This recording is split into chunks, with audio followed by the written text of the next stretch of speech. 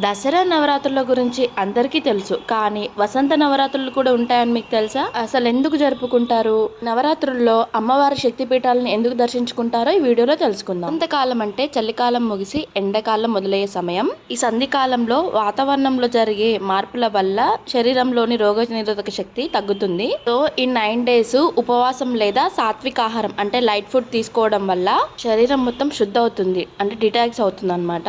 దీనివల్ల ఏంటంటే ఎండాకాలంలో వచ్చే ఎండలు జరిగే మార్పులు మనం తట్టుకోగలుగుతాము. సో ప్రధాన ఉద్దేశం ఇదే అనమాట. ఇప్పుడు మీరు స్టార్టింగ్ చూసింది కళ్యాణీదేవి శక్తిపీఠం ప్రయాగ్రాజ్లో ఉంటుంది. చాలా పవిత్రమైన శక్తిపీఠం. 52 శక్తిపీఠాలు ఉంటాయి కదా, అందులో ఒకటి. ఇప్పుడు వీడియోలో చూపిస్తున్నది లలితాదేవి శక్తిపీఠం.